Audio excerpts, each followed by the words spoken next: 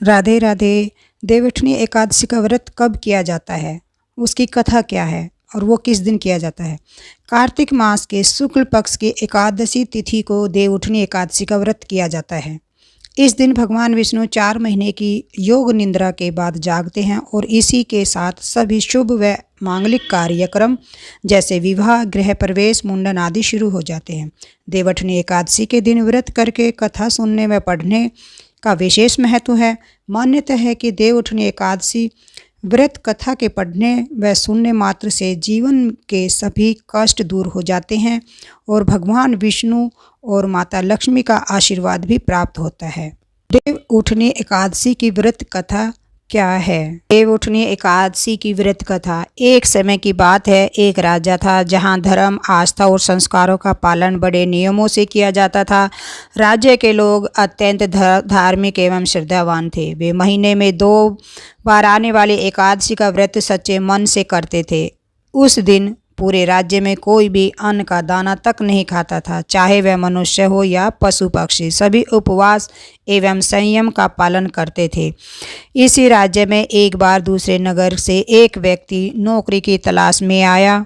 वह राजा के दरबार में पहुंचा और विनम्रता से बोला, महाराज, कृपया मुझे इस राज्य में नौकरी दी जाए। राजा ने उसके भाव और ज़रूरत को समझते हुए कहा, नौकरी तो मिल जाएगी, किंतु हमारे राज्य में रहने के लिए एक नियम है। हर माह 2 एकादशी व्रत होते हैं। इन तिथियों पर पूरे राज्य में किसी भी को भी अन्न नहीं मिलता। सभी व्रत रखते हैं और फलाहार करते हैं। यदि तुम यह नियम स्वीकार करते हो तभी यहाँ रह सकते हो और नौकरी प्राप्त कर सकते हो। व्यक्ति ने बिना विचार किए कहा, महाराज, मैं आपकी शर्त स्वीकार करता हूँ। वह प्रसन्न था कि उसे रोजगार मिल गया। कुछ समय बाद एकादशी का दिन आया। राज्य में उपवास का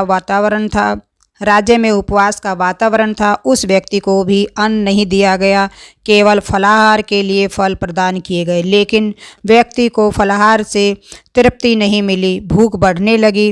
वह बेचैन हो उठा। वह सीधे राजा के पास पहुंचा और बोला, महाराज, फल खाकर पेट नहीं भरता, कृपया मुझे अन्न दे दे, वरना भूख से मेरे प्राण चले जाएंगे। राजा ने उसे पुनः नियम समझाया, परंतु वह व्यक्ति लगातार खाना मांगता रहा। अतः राजा को दया आ गई और उन्होंने उसे आटा, दाल, चावल, नमक आदि सामग्री अन्न पकाने के लिए दे दी। वह व्यक्ति बड़ी खुशी के साथ नदी के किनारे गया। पहले उसने स्नान किया, फिर श्रद्धा से भोजन बनाने लगा। जब भोजन तैयार हुआ तो उसने आसन लगाया और आंखें बंद कर भगवान विष्णु का ध्यान करते हुए कहा, हे प्रभु, भोजन तैयार है।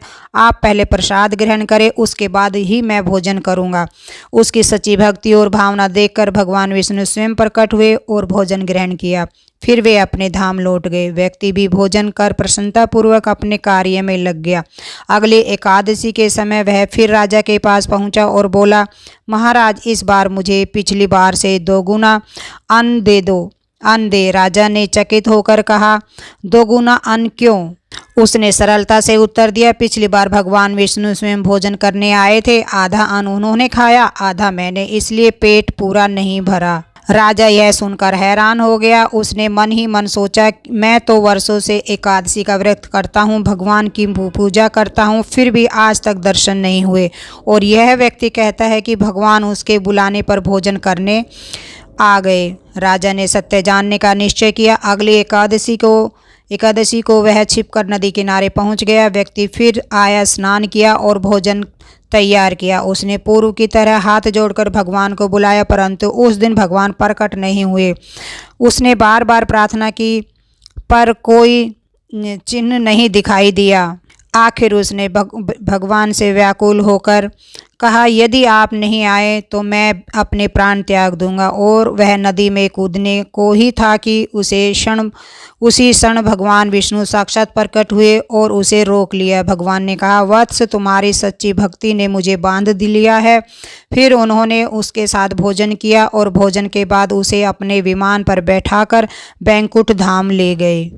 यह दिव्य दृश्य देखकर राजा की आंखें खुल गई। उसे समझ आ गया कि व्रत का मूल्य केवल बाहरी आडंबर से नहीं बल्कि शुद्ध मन, सच्ची भावना और निष्कपट भक्ति में है। केवल औपचारिकता से व्रत करने वाले को फल नहीं मिलता, बल्कि वह फल उसे मिलता है जो तन मन धन से पूर्ण प्रेम और आत्मसमर्पण के साथ भगवान को पुकारता है।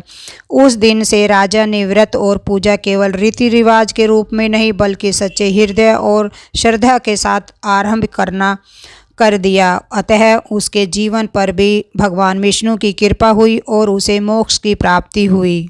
दोस्तों, आपको ये कथा कैसी लगी कृपया कमेंट करके ज़रूर बताइए। वीडियो पसंद आया हो तो लाइक करें और अपने दोस्तों के साथ शेयर करें। कमेंट बॉक्स में जय श्री हरि विष्णु, जय लक्ष्मी माता लिखना ना भूलें। फिर मिलते हैं एक और भक्तिपूर्ण वीडियो के साथ।